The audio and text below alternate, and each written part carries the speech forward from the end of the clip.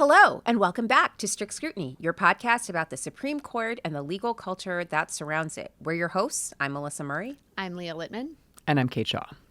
And every year for the last few years, we have done a favorite things episode, and we wanted to keep up that tradition. So per usual, we're going to offer some gift-giving ideas, kind of guides of our own you can use if they're helpful. But we're also adding, and we've added a bit over the years, and we're going to continue to add today, some hopefully fun new traditions that, if they work, will add some levity, some warmth, maybe some joy to what has been a trying few months. So we hope you enjoy the episode. So first up, we are going to start a new tradition, and it's going to be a go-around game. And we are going to say our favorite things about each justice. So should we go in order of seniority? Sure. Okay, let's start with the Chiefy Chief.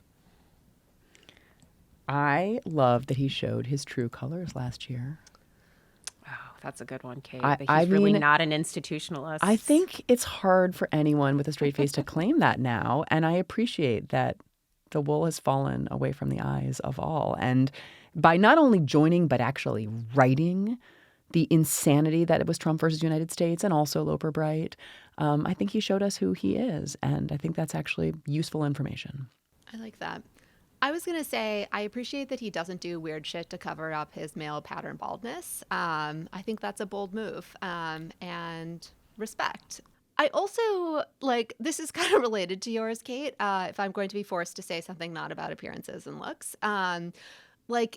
He is the savviest politician in the entire world, because it was looking like he was losing control of the court. And he regained it and showed us that with a vengeance. And I just think people might have something to learn about the insane political instincts and long games and machinations of John Roberts.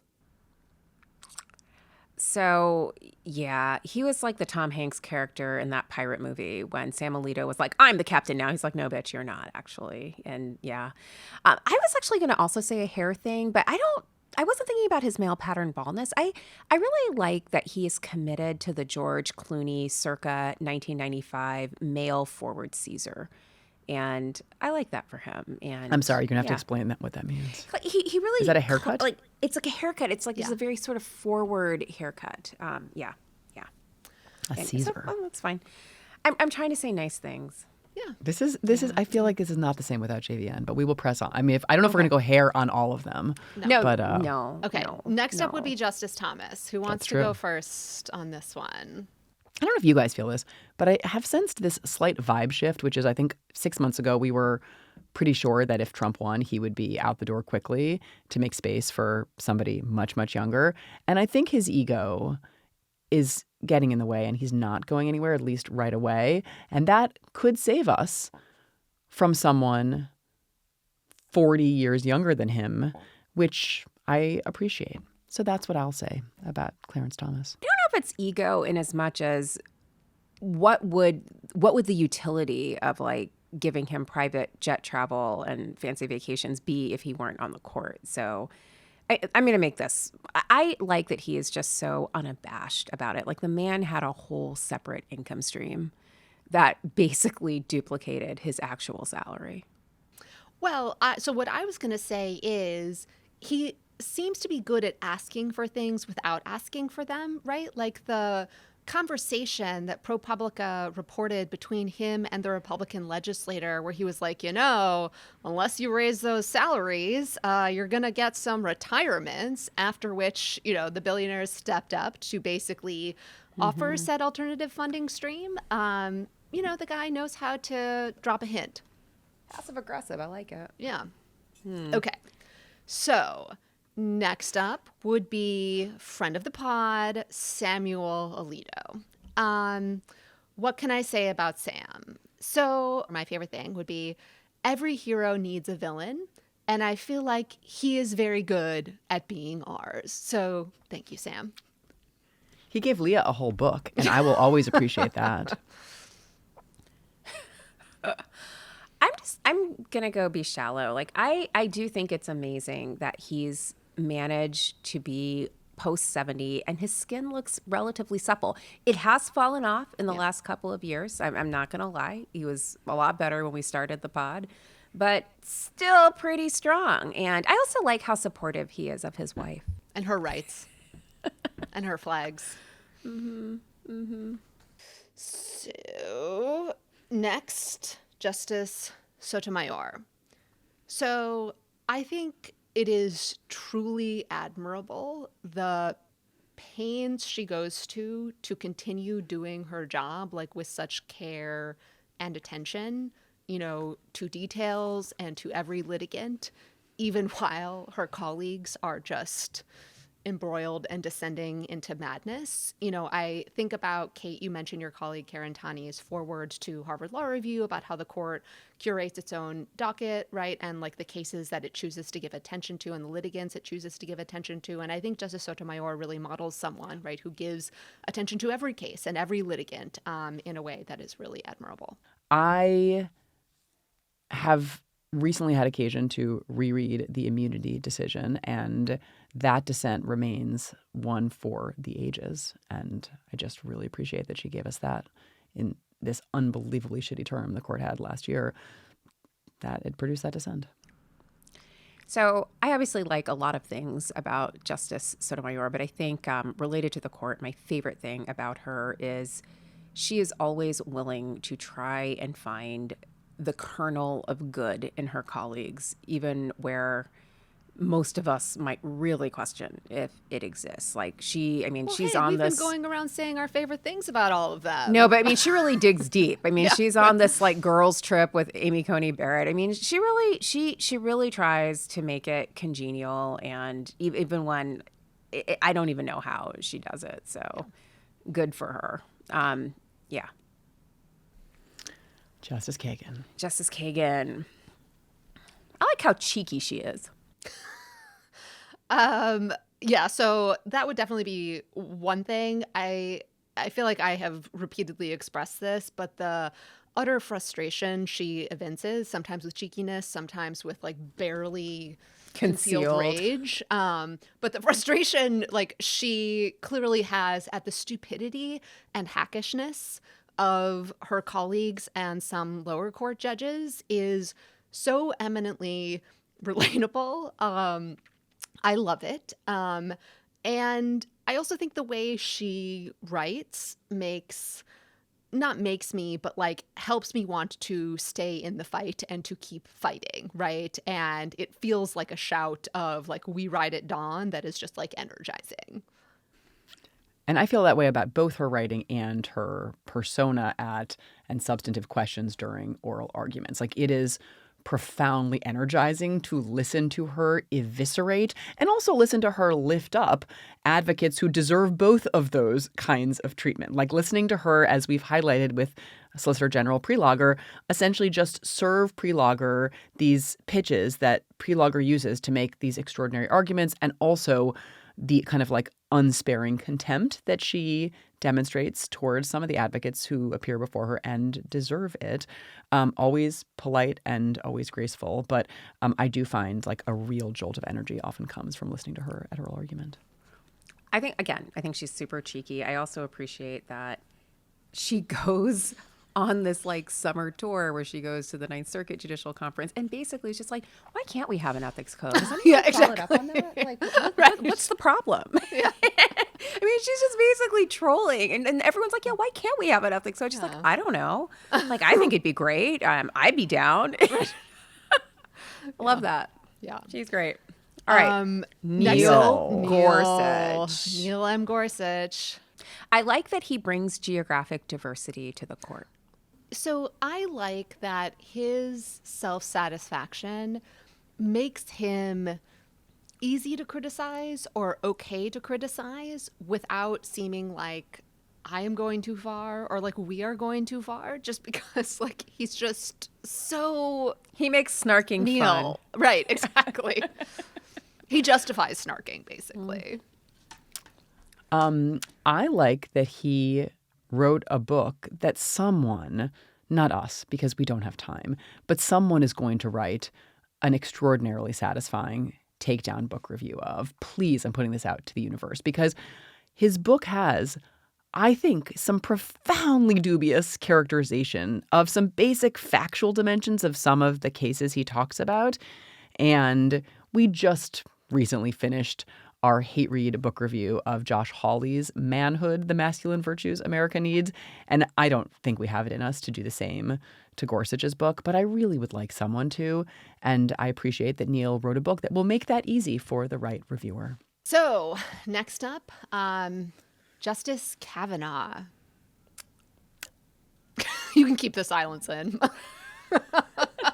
Weirdly, I am going to say something you guys will probably jump down my throat for. But during oral arguments, he seems like he's trying to be liked so hard that I sometimes almost want to like him. It almost works. Or it's not quite that I want to like him, but I feel like his kind of keening need to please could be useful under some circumstances in substantive cases. Like he just wants to be liked so much it feels like that down the road that could be helpful. It could get him onto the right side of some issues. And yet but it has never actually proved not yet. helpful. It hasn't yet, but it just feels like it's out there as a real possibility. False hope. So I don't know if I've said this before or suggested it before, but I look at Brett Kavanaugh as, in some ways, like an inspiring story about how much you can achieve without having any real talent or smarts. So, if I look around at the world, the TikToker Addison Rae is now a Grammy nominee, right? Like, that is inspiring. And in some ways, so too is the fact that Brett Kavanaugh managed to be a Supreme Court justice despite his mediocrity. I think it's great that he's a pretty good athlete for his age. He did run that 5K. No, that's what I'm thinking of. And he was that's what really she's saying. fast. Yeah. Yeah, he's a good athlete. I mean, we're all getting up there, and not all of us. I'm not looking at you, Kate, but I am looking at you. Like, we're not all posting like sub-4 marathons. Is that a thing? We're talking 5Ks. He's running 5Ks. I don't think he's running marathons. No, but he's sub 8 killing minute it. miles. He's running fast. Yeah, he's killing the genre. Good for him. Got to admit that. No, that's good. I mean, again, I'm just being snarky, Kate, because like I'm not running marathons, and I'm glad you are, and I'm glad he's doing it too. Good for him. Justice Barrett. I like her school marm energy. I like that she stays on that. Like, I mean, she reminds me of Eliza Wilder in Little House on the Prairie. She was the school teacher and Almanzo's sister before Laura became the school teacher. And just like kind of like prim and like I feel like, and she's an equal opportunity destroyer. Like she will wrap everyone's knuckles, like not just her liberal sisters, but also, I don't mean sisters in that she's liberal, but like they're ladies. And she will also wrap the conservative brothers. Like she's just like, she's an equal opportunity school marm, and I like that for her. I think she's been conditioning her hair differently and better, and I like it. I think there've been some improvements in her hair. I appreciate the delulu-ness of her thinking that her Republican bro colleagues are engaged in the project of law. I just think it must be nice, right, to be able to inhabit that type of That's what fantasy always world. gets her school marming Exactly, going. yes. Yeah, that's where Yeah. she's like, what do you mean? Like, Right. and then she's rapping knuckles. And I'm like, Yeah. but I like that. Like, I like that she's there for that. Yeah.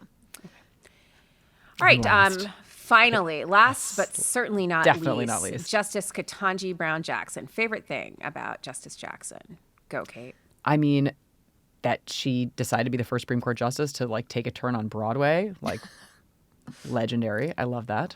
That she's been thinking about that since college. I like that too. Yeah, there is so much to like the energy and positivity that she brings to the oral arguments, like while still being able to channel like the righteous indignation and kind of horror like at what her colleagues are doing. Like I just think that is a really tricky balance to be able to strike, and she somehow does it. And also anyone who can secure Beyonce concert tickets, right? Like That is And disclose them. And disclose them. Respect. So my favorite thing is that she's married to Dr. Patrick Jackson. And before you jump all over me, let me explain myself. It's not him per se, but I like that she has him out there being so unabashedly adoring of her. And she's just sort of thinking, you're like, yes, bitches, this is what I deserve. I am beautiful, I am smart, I am capable, and this is what I deserve, a doctor who unabashedly adores and worships me. And I think every person needs to know that that is what they deserve, someone who unabashedly adores everything about them and is leveling on their level. And that's what I love about her. One of the many More. charming things about her memoir is the sort of early development of her relationship in college. They were really young when they got together, she and Patrick. Anyway, so it's a very, very charming I saw your story. eyebrows go up. Like, where is she going with this? Like, can't. You landed it. Keep it I did. It's all very PG. We are going to go around and offer recommendations for something you want, something you need, something to wear, and something to read. So You should also use this if you have grabby, asky kids. Like, just limit them to 4 gifts, something you want, something you need, something to wear, and something to read. Follow us for more parenting tips. So first up is something you want. I'm going to go big in my asks here. So I want an album, recordings of all of the acoustic surprise songs from the Eras tour, especially the mashups. Like, I just think she has to release that as an album. It would be incredible. I would love it. So that's one thing. Second, smaller, portrait of my dog. I already have like 3 or 4, but you can never have too many. All right, so my wants are pretty minimal, I guess, a bit like the Fifth Circuit. I would really like the Elena Kagan gold paperclip chain necklace. Like, I know it's not just her gold paperclip chain necklace, but I saw her wearing it once and I really loved it. It's just like really simple and it looks really nice. And I'm hoping that someone will get one for me for the holidays.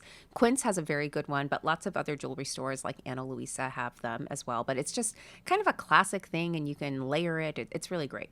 The other thing I would want is like, it's just a totally rando gift. I want a consumer classic retro manual typewriter. I don't know if I'll actually type on it, but I would like to put it in my background and have it on the shelf just looking cute. As Taylor Swift said, who uses typewriters anyways? Well, maybe not me, but I think I would like to decorate with it. Like, I just love the idea of like an old school typewriter. Yeah. And then I just saw this new green pan nonstick ceramic cookware, and you all know I cannot stand to cook, but maybe I would if I had these really great pans. And then the last thing I just really want, I want an alternative to Amazon Prime so I can stop being Jeff Bezos' bitch. I like the go big asks, dream big. There are small local efforts to do like alternatives to Amazon Name Prime. names. So there's in New York, there's a grocery delivery app called Mercado, which will get from lots of Sahadis will deliver from there. And like this, there's like a seafood place in Brooklyn by me, Mermaid's Garden, I think it's called, that is on there.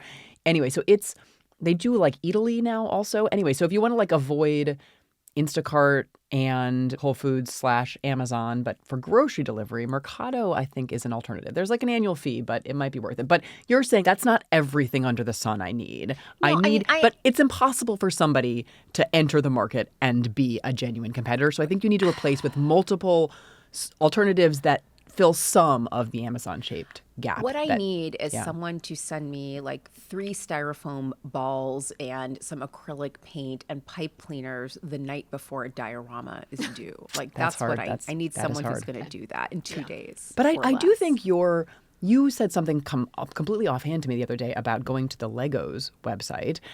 And there are things that you will sometimes do on Amazon because it's fast, and Amazon does have some Legos. But you know what?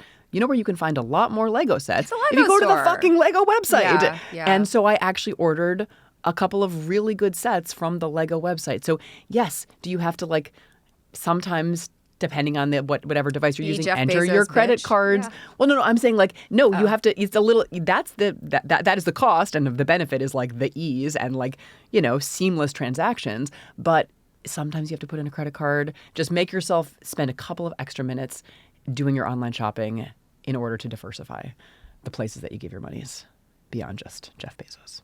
What's your something you want?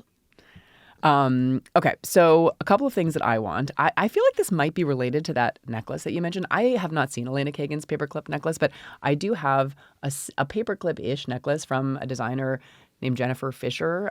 My husband got this for me. I love it. I would kind of like more of her jewelry. And if folks don't know her, now you do. Okay, so there is a designer on the Lower East Side named Kallmeyer who makes beautiful suits. So my friend Issa dressed me for both of our live shows in June, including this mustard suit I wore to the Tribeca live show that is by this designer Kallmeyer. And I want one of her suits that I actually own as opposed to just borrow. So that's another thing I want. So this is literally me just sharing something that I have found incredibly useful in my life and with my family, is we have an electric scooter that we are now on our second electric scooter. We had one last year that we just kind of rode into the ground, and we have a second one. Rides two people. We ride our kids around in the 1 to 2 mile radius where we have to take people for basketball practice and, piano lessons and things like that. And it's actually kind of amazing if you are in an urban place and don't have a lot of access to a car and sometimes need to go places that are just a little far to walk with a kid and the subway doesn't conveniently go to. Electric scooter is actually amazingly helpful. Are you worried about getting hit by something, or do you wear a helmet when you? We wear helmets. So I wear a helmet and the kid wears a helmet, and I mostly go where there are bike lanes, and I feel like people are pretty acclimated to bike lanes. But there's a non-zero risk that happens. So I think you have to be super, super vigilant. But I've been an urban cyclist for 25 years. And so I'm really used to being very active, monitoring kind of the movements of cars and pedestrians around. So I feel like I'm a good defensive scooter. But there's obviously a risk. Okay, and then the last thing I want some WNBA tickets. I want those too. Yeah. We should go together. I want to see Ellie the elephant. Me too. So badly. The games are, so we're talking about the New York Liberty, but if you live in a city there's not one in every city. There are a dozen teams now. Yeah. There were 6 or 8 when they started 20 some years ago. But the WNBA is an unbelievable delight, and it's exploding in popularity, but it's still a lot cheaper to go see a WNBA at least playoff 100%. Game than it is to see NBA playoff game. The games are now, the finals are 5 games, not 7, but my kids and I and my husband went to 2 of the 5 the playoff games that the Liberty won this year, and the tickets were totally reasonable. And the team is amazing. Yeah, Ellie the elephant is amazing. The crowd is amazing. It's I wish when we had been kids, there had been women professional athletes like this. I just think I would have, at least as a kid, developed a very different relationship to professional sports spectatorship than I did. I just was a little annoyed that it was all men in all these sports that seemed to select for the things that men's bodies were better at or that they trained better at. And I was just kind of irritated by the whole enterprise. And so I just never got super into watching professional sports. And I think I would have if the WNBA had been a big thing when I was a kid. And I love that my kids are super into it. And it's not just my 13-year-old daughter, but my 10-year-old boy and his super bro-y friends know the New York Liberty stats, they know the net stats. Sabrina Ionescu. It's amazing. They have jerseys. There was a celebration at Barclays after they won the playoffs, after they won the finals, and they went and spent 6 hours listening to Chuck Schumer talk and shit. It was amazing. So, and these were these kind of free tickets they were just giving out in Brooklyn. Anyway, WNBA tickets, it doesn't need to be the whole season, but a little, 10-game package or something. Melissa, we should go in on those. We should definitely go in on them. I do remember when the WNBA started. This is why it stinks. This is what I want. Else. I want Leah to just spend a year or a semester at one of the fine law schools in the New York City area. Yeah. Can we please do that? Let's make this happen. It's not up to me. Well, these law schools need to make it happen. Right. Yeah. Or you could just fly out. We can go to one of these games. But I remember when the WNBA got started, and you're right, Kate, when we were kids, I think the only thing where women's sports were kind of a big deal were the Olympics. Really episodically, every 4 years, we'd find some very small teenager to celebrate because she was a great gymnast. Now, something we need. Girl. Yeah, where to start? One is emotional support, fill in the blank. So, Kate, you mentioned, how your students gave you the plush potato. After the election. I got an emotional support pickle as a gift. Your students gave you gifts after the election? I just got one, No, and it was this is not from a student. Okay, okay. Just Okay. as a gift, I got an emotional support pickle, and it really like a little makes me crocheted, smile. stuffy kind of thing. Yeah. Okay, I don't think I knew it was a whole genre. Yeah, There's a pickle, no. there's a potato, there might be other things. Exactly. I really, am into that, and I think they just make nice gifts. So the other thing I need the Wisconsin Supreme Court race to go the way it should this next year. That is super important to maintain control of that court. So I'm going to start big. I need an independent media. And how do I get that? I'm already 0 for 1 with the Amazon Prime, but I think I can make a dent in this one by getting a year-long subscription to my local NPR affiliate. So that could be WNYC here in New York. But I also really love supporting my longtime Bay Area affiliate, KQED, and all of those folks. And I think that's something I'm going to do this year just because independent media matters more than ever, and that is really important. Other emotional support that I think I need, Leah, I'm going to really dig into this muslin comfort sheets and blankets. So for January 20th, I'm pretty sure I'm going to be in bed with the covers over my head, and I want covers that are super soft and breathable. And I really want to try this because it's supposed to be this muslin and it wears really well over time. And when you wash it, it gets softer and softer. So I want to try that. I also want to try the Barabee weighted blanket. So if it gets really bad on January 20th, maybe the blanket can just be weighted enough to smother me to death and put me out of my misery. That would be great. And if Less that weighted doesn't than work, that would be ideal. yeah, well, and if I then have to come out of my shell and meet people and interact, I want some Jow hand refresher. So this is a hand sanitizer, but it's also hardcore aromatherapy. Every time I use it, I'm just like putting my hands in my face so I can smell it. And I know my hands are clean afterwards too. And then I'm going to go home after shaking all those hands with people who maybe attended the inauguration because unity. And I'm going to use my onsen towels. These are my absolute favorite towels. They're awesome Japanese waffle weave. They're super absorbent. They look great. They come in a variety of very fashion-forward colors. Kate, you got any needs? I have so many needs, Melissa. But I'll just mention a few of them. Okay. I agree. I also need an independent media. We all need an independent media.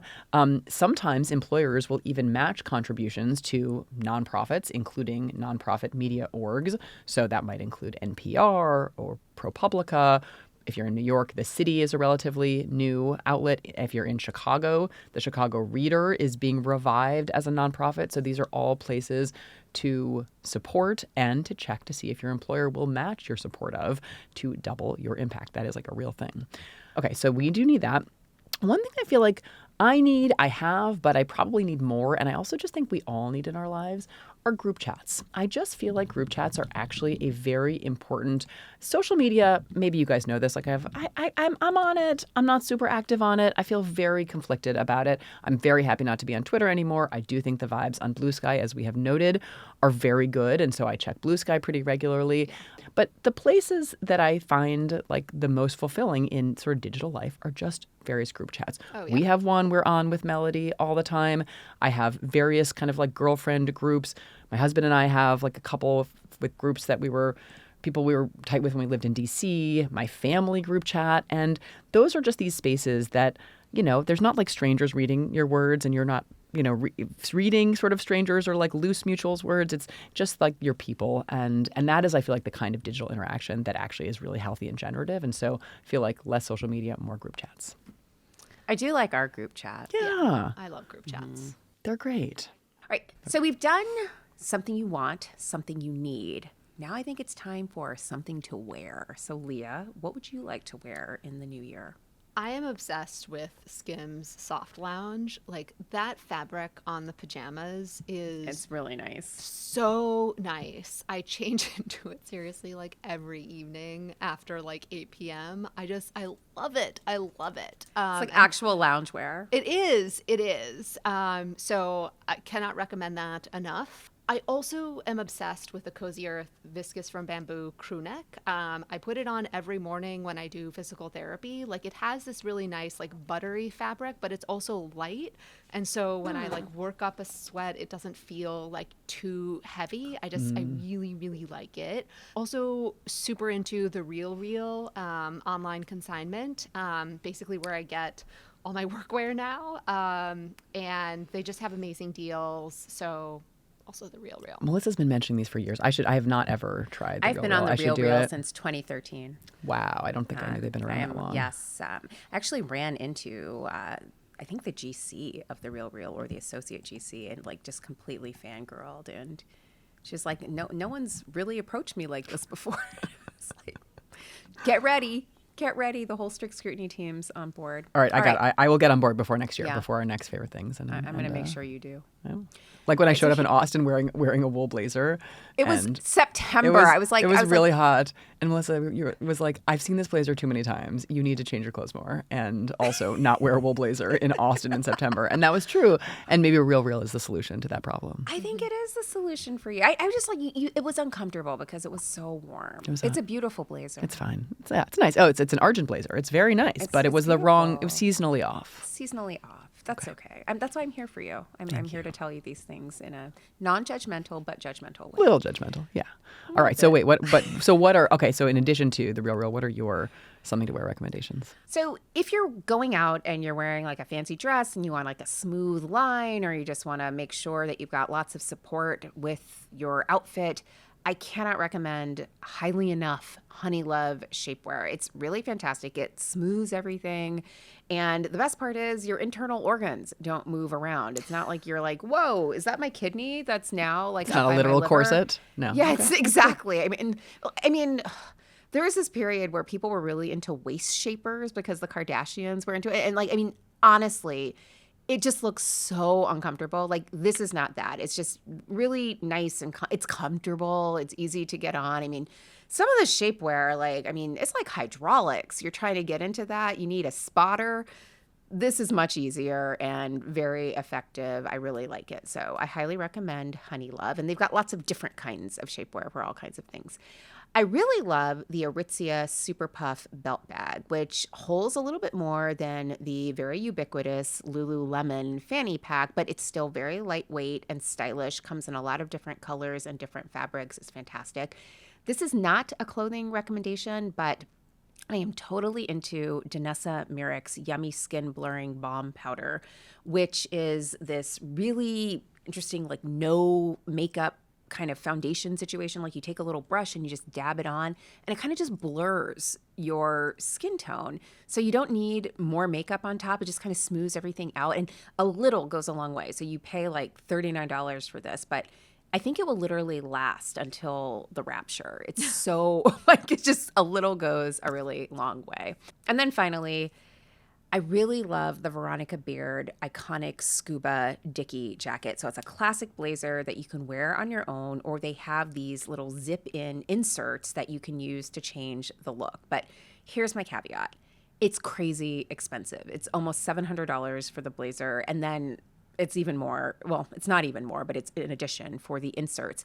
But, and this is where the Real Real comes in, sometimes you can find really gently used or even new with tags versions of this blazer on the Real Real, and you can pick them up at a sizable discount. Or if you really want to try something new, Quince has a really fantastic dupe of the scuba blazer, and it's just $89 for the blazer and then a little bit more for the inserts. And it looks really great, super professional, very, very versatile. This is so pathetic that I'm listening to your recommendations, and I will heed them and make them my own, because as we've discussed, I'm not attentive enough to I don't know enough even to know really what I want. So we do need to work on my wardrobe in 2025. One thing I do want, I actually have a version of it, but I want a better version of it, is a really good running water backpack, to kind of carry your water with you while you run. Because I ran my first marathon a month ago, Congrats. Thank you. It was not fast, but I ran like a 5-hour marathon, which in the marathon world is like not a fast marathon. It's actually like there was definitely like an 85-year-old lady in front of me as I was like in the last mile of the marathon. But I ran it. It was an awesome experience. But the training often happened like out of the city, and I did not. Like when you're running like 10 or 15 miles, like you do need to have water with you, because if you're not in a city with water fountains, you just, you can't like stop to drink along the way. Anyway, Solomon is like one brand that makes like nice water backpacks, so I invested in one, but it was like not super big, and so I think I need a little bit more water because I want to keep running. I want to run a faster marathon. Camelback has one that's really that people Maybe I seem should to try like that a lot. Yeah, maybe I should. But anyway, isn't that a sad So you want a addition water to my backpack. for That's what you wanna something to wear. wear? That's what I want to wear. You want a water backpack. Okay. I want, but I've also already ordered these, so I more want to share it with you guys and our listeners. I think family jammies are really fun, and we do do Hannah that. Yeah. Anderson family jammies. Aw. The dog ones, Yes. pretty cute. In the 3 years, I guess it's been since this will be our third year with Shadow and some family jammies. She's like a big girl now, so like they don't always have the extra large and whatever pattern that people jammies come in. But I found some this year. But yeah, the Hannah Anderson ones are my rec. I like those. Those They're are. I soft. used to love Hannah Anderson when my kids were really Yeah, little. turns It was out, though- really soft. Yeah, it's good, high quality kids clothing. But they also excel in the matched family jammies sets. And dog jammies apparently. Yeah, and dogs are part of the family. So you want a water backpack and pajamas for you and your dog. Yeah, that's Anything else? these are my. I am going to take over your wardrobe. I this think year. you might need to do that. Yeah.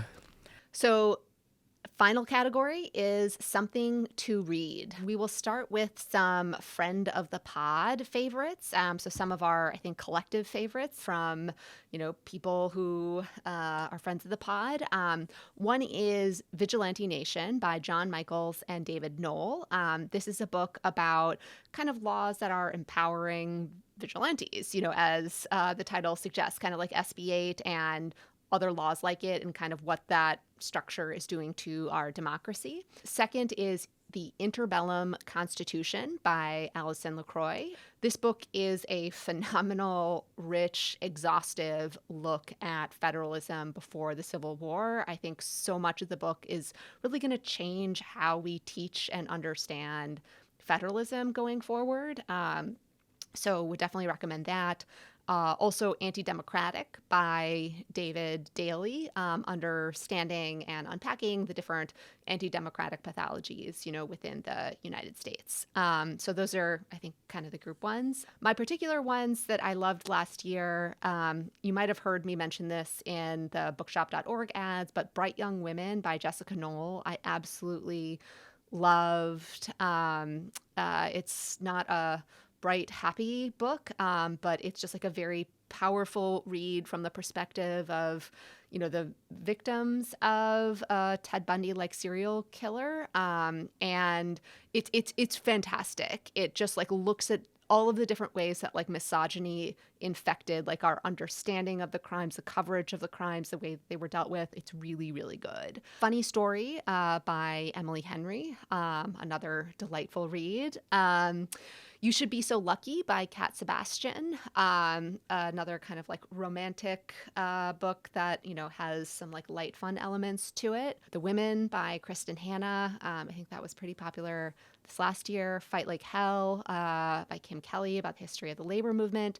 The Hunter by Tana French, and The Blue Stockings by Susanna Gibson, which is a history of this early cadre of like women writers. And I just love that. Also, not books, but recommend to read subscriptions to Law Dork, Chris Geidner's legal newsletter, Abortion Every Day by Jessica Valenti, and One First Street by Steve Laddick. And one book I am anxiously waiting for in 2025 is The Summer Storms by Sarah McLean. I love her, historical romance books. This is going to be a modern one, and I'm just super psyched to see what she does with it. Awesome. So I've read some, but not all of those. So that is a great list. I, too, am going to repeat a few that I'm pretty sure I've mentioned before. So I really loved Miranda July's All Fours and Percival Everett's James.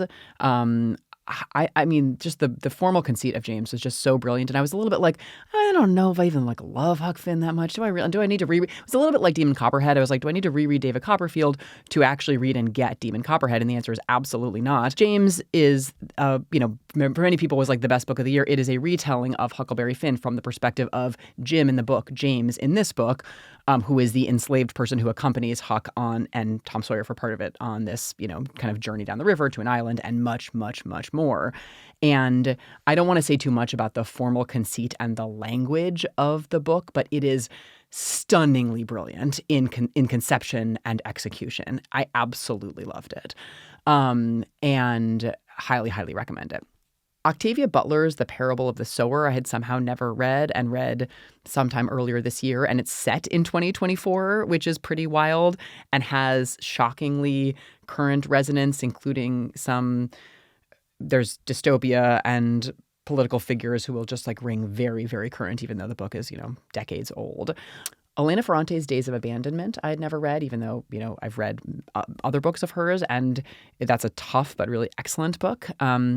Adele Waldman's Help Wanted is a fiction book, but it's kind of in the tradition of Barbara Ehrenreich's Nickel and Dimed, that's a reported book where she goes undercover and like works a retail job. Waldman kind of did the same to research this book, but then the book itself is not this memoir, but in fact a fictional account of this kind of like big box store in upstate New York and this amazing cast of characters in the store. And it's just incredibly well done. I also really loved Hilary Leichter's Terrace Story, a very, very weird sort of couple short stories woven together, but neither kind of defies the novel or novella versus short story distinction. Anyway, really loved that. And then a handful of nonfiction books. One is Eve by Kat Bahanin.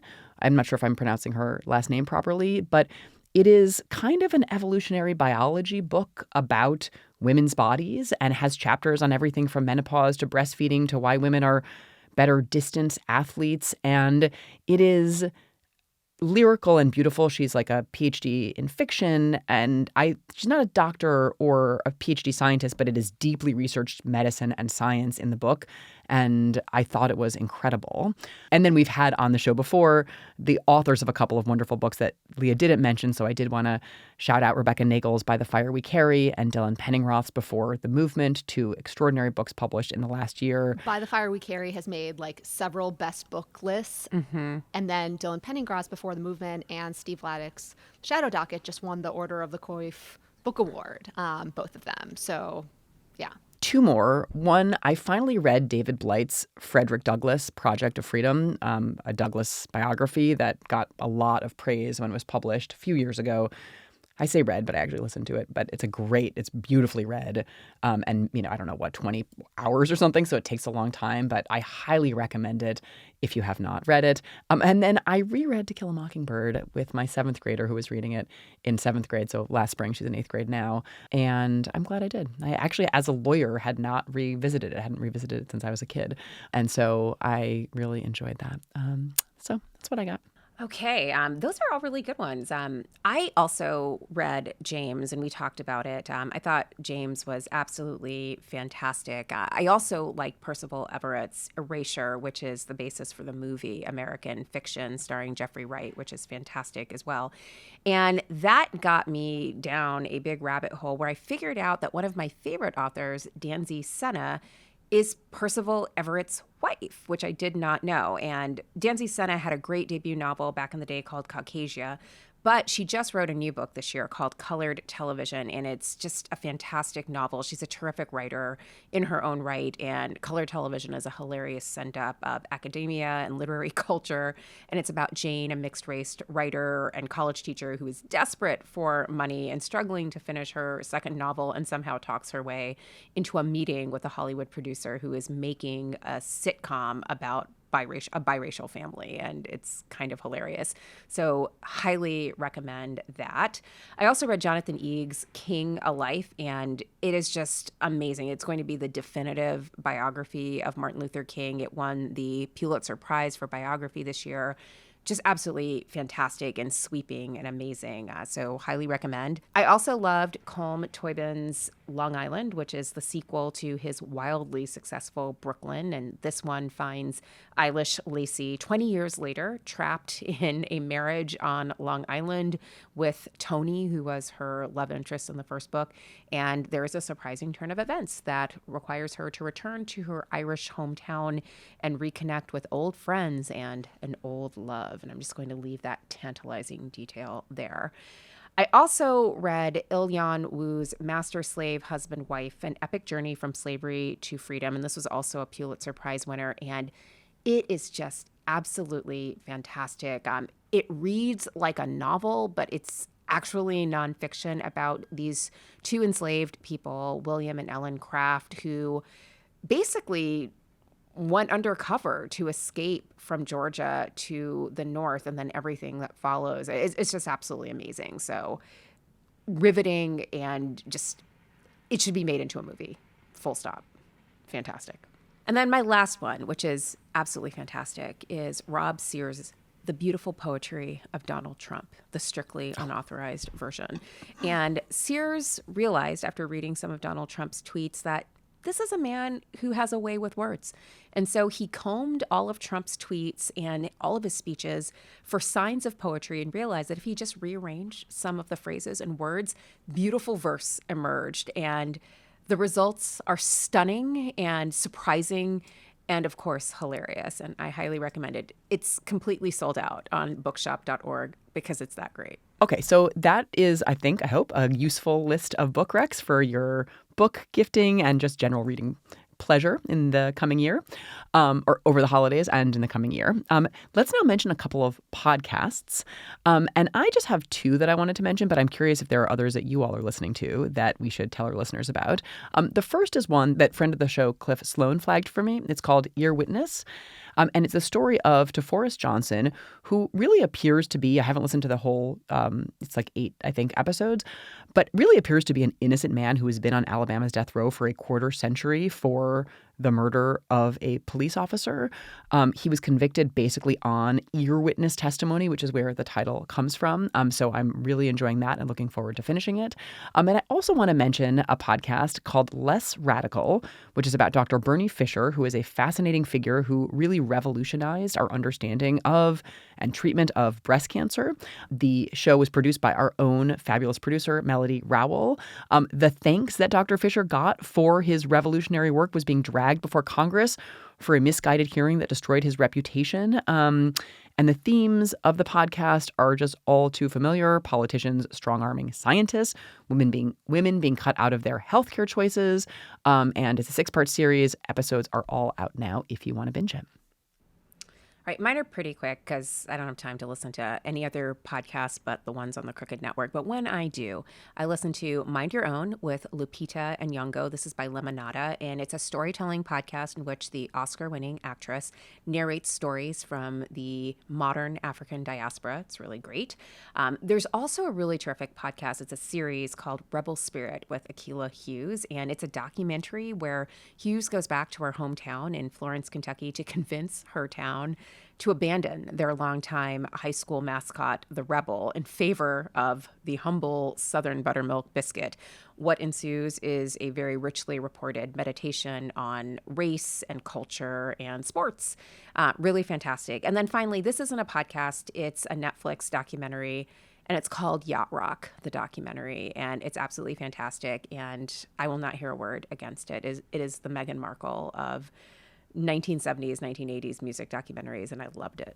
All right, we're running short on time. We can't do that this year, but next year we really should do documentaries, TV shows, movies that we want to recommend, because I feel like you guys will have good recommendations, and I might have a couple too. All right, but that's just a teaser for next year. Next year. Okay, so now to bookend our gift guides with another favorite things go around game. We are going to usher in a new tradition about saying our favorite things about each other. One thing collectively, which is that this is like a aspiration as in addition to favorite things, which is I absolutely love it when we very occasionally in our insane lives get a little bit of like downtime together to hang out, like when we were in Hawaii like a year and a half ago. That was so fun, and I just really wish we had more time in our lives to occasionally do that. Well, we had a great roadie carrying our luggage, and that was absolutely critical. He's fun, but with or without any spouses of the pod, I really wish that we were able to do that more. You guys, I'm going to do a little bit of collective. You guys are both so goddamn fast at synthesizing everything and writing and thinking. And I just admire the shit out of it, both like the speed and the depth that you both bring. And I constantly am like, I didn't even really notice that the Supreme Court, I didn't even notice the Fifth Circuit, I saw the Fifth Circuit issued this crazy ass opinion with 150 different concurrences. And by the time I processed that, Leah has like read them all and like written up a show note about them. It's out of control. And you're just so generous and selfless, Leah, on the kind of labor front. And Melissa, I don't understand how you fire across all of the different literary, cultural, genre, like spaces that you do at any given time. Deep history, Greek philosophy, reality TV, like it's insane and so impressive. Anyway, you two are just, I'm doing it collectively. I hope that's okay. Yeah, I'm just like endlessly impressed by both of you and feel deeply lucky that I get to spend time, basking in your auras on a weekly basis. But I just wish we got to do it on the beach a little bit more often. I totally agree. I'll go next because I don't want to go after Melissa because I feel like Melissa's very good at this. And I don't want to follow her. So Melissa, I'll start with you. I feel like you are so good at the pull and the like in the moment reference where you can just immediately take something someone said and do this like crazy pull either from pop culture or like philosophy or literature and whatnot and just make it hilarious. Like the references are out of control. Also, I don't think our listeners appreciate how fucking funny you are because you make us edit out all of the funny things, or not all of the funny things. No, we leave in a lot, but there are so many that come out. There's so because they get a little cheeky. Out. Yeah, and so funny. Try not go to jail. Also, style is off the hook. One time you said you liked a blazer I wore, and I was like, fucking put it in the Louvre because I know I made it. It was a good blazer. It was such a see? good blazer. There we go. So, Kate, I feel like, I can't believe you just said like you are jealous of like the speed and depth we go into, because I feel like you are like one of the craziest, busiest people I know, and like you are constantly jetting around, but then you have like 5 to 10 minutes to, I don't know, like pop in to a note and then immediately add like these like high level thoughts that I feel like make an episode and like make our commentary really work that I just like wouldn't have come up with. And second is you managed to be very cool without making me feel bad about myself. And I feel like that is a really admirable quality. And I'm not sure how you do it because I don't know many people who do. Thank you. All right, so it's my turn. I have to land this. Okay. Let me just call out the folks in the background who are not on the camera right now, Melody and Michael, who make us sound great all year long. You guys are absolutely fantastic. Melody, I so appreciate your patience with us because we are always turning it around, being like, hey, what about a whole new series this summer that we plan to take off on Project 2025? And, I appreciate that you roll with it. You chide us gently sometimes and really sort of pull us back and try to keep it contained, but you're really good about letting us do our thing, and we really appreciate that. Michael, you are such a great new addition to the team. I love how you very graciously invite us to record, so this isn't all for naught, and we always have backup recordings. Thank you for that, because like some of us are not tech savvy, and thank you for getting Crooked to give me a new microphone in the new year. I appreciate that a lot. And also, Michael has to endure our pre-recording chatter at the beginning of every episode, and he handles it like a champ. So because it's wild. It's wild. It is. It is actually wild. Off the chains. And Melody, I feel like she keeps me cool and hip with the kids. Like she's the one that got me into TikTok. She's an agent of the Chinese state. No, she is not. But she is just very generous and positive, but also has this like cutting humor. Melody and I have like some good book talk. They're not talks really, but like good side book conversations. And she's the one who turned me on to Book of the Month. Kate, I think you are like the most generous person about other people's work. Like you always find a way to highlight other people's work and make it relevant to what we're talking about. And like you're just really, really good at calling out and giving people credit where we're just like, we're so busy that it's sometimes hard and we can miss things that are really important, but you're always really great about calling attention to people whose work is really relevant and but might go overlooked. And you're especially good about doing it for people who are junior. I also love how gracious you are when we snark on your pop culture. Like, it's a running bit. I think we have to keep doing it just because everyone expects it. But I love that you're trying to like add more popular culture to your repertoire. Like no one else tries as hard to get up to speed. I mean, if Brett Kavanaugh could just apply this kind of work ethic to other things, like everything would be totally different. And I love that about you. Leah, you're like the heart and soul of this whole enterprise. You're always like, I was supposed to write the show note for the December recap. I went to go do it and found that you had already done most of it. Like that happens all the time. So you were like the beating heart of this. And you have such a clear vision for the show and like what we should be doing and how we can be impactful even when it feels like everything is just going to shit. So one of your best qualities is that you are unbelievably pessimistic and realistic, and yet you channel your rage into something positive. And it's so nicely complementing Kate's incredibly delusional optimism in some cases. Like, I mean, like just sometimes I'm like, it's just the perfect marriage. We are the perfect marriage, if you will. Like we are three people, so maybe we are polyamorous in that respect. And that's interesting too. But I love everything about this. I don't think I could have made it through November 6th through 10th without knowing I had you all to come back to, because it was like kind of a dark time, and like knowing that I would be able to come back and talk to you guys about it made it easier. I will also say, Leah, you should go into your own t-shirt making business. Like you just made me the best in search of emotional support billionaire t-shirt. And you're always doing stuff like that, like making these great t-shirts. Back in the day when we used to make all that merch, it was really all Leah, just making merch constantly. And yeah, those were the salad days when we just made merch all the time, and it's your genius, like all of it, and we just wear it and we wear it proudly. So I'm glad we are all in this together. I'm excited for 2025. Actually, I'm not excited for 2025, but I'm excited for 2025 with you all Together. And That's one of the great. only things about 2025 that Ish. is going to bring some comfort. It is, in fact, one of the only sources of comfort about 2025 is that we will just get to break it all down together. We're going to be the real Project 2025. That's what we're going to rename this podcast, the real Project 2025, and watch what happens. No, girl. We're not. All right. Finally, we have a tribute to our most favorite thing, you, our listeners.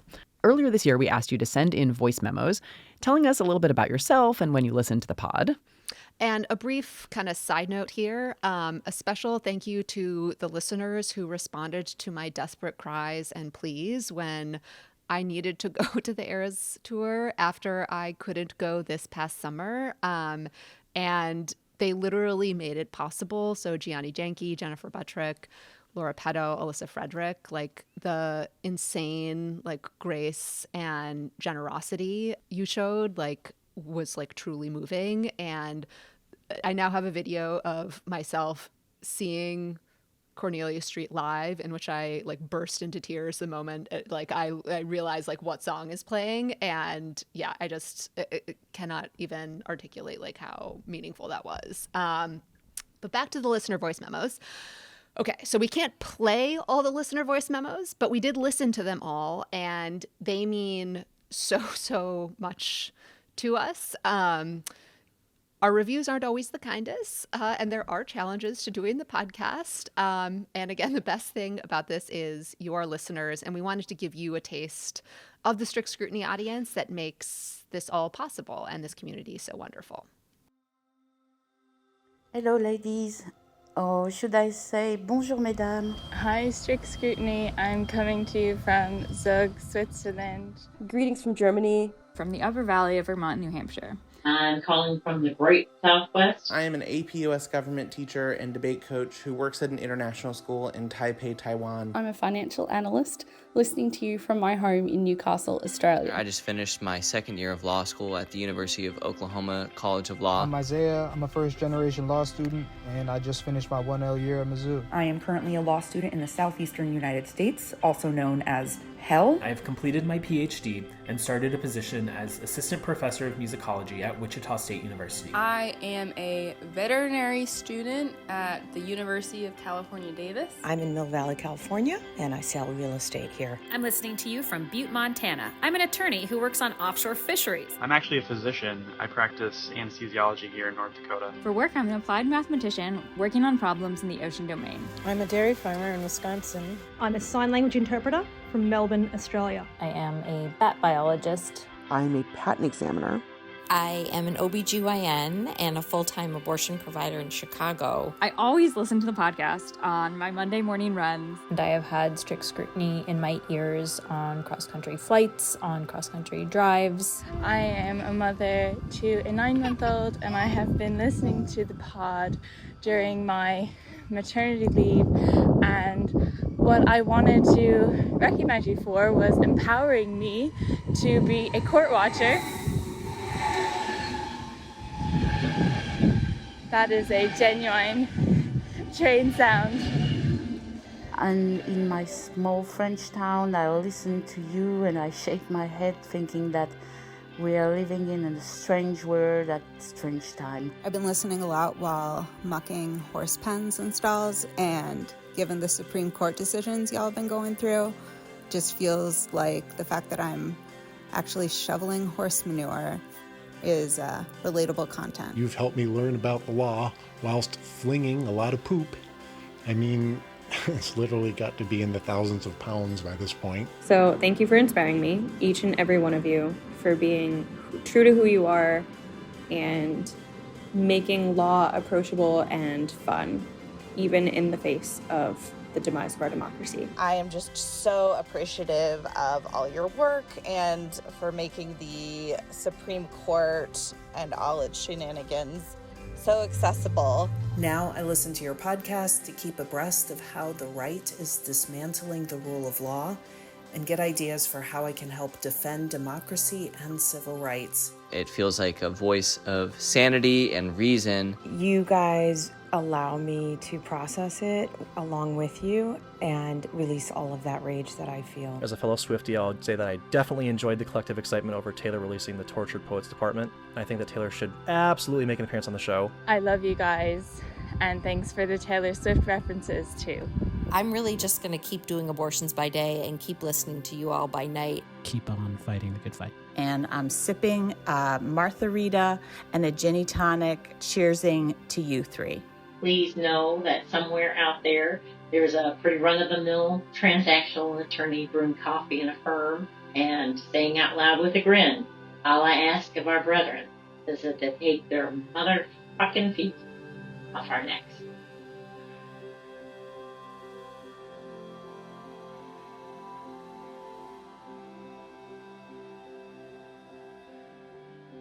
Some concluding notes.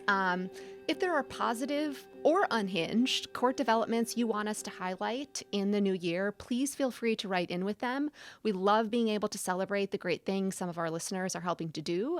We all need to find positives these days. And a note on our programming, we will be off next week, but we'll return in the new year with a special episode tailored to the day the episode will be released. So in the meantime, happy holidays from everyone at Strict Scrutiny, and we will see you in the new year.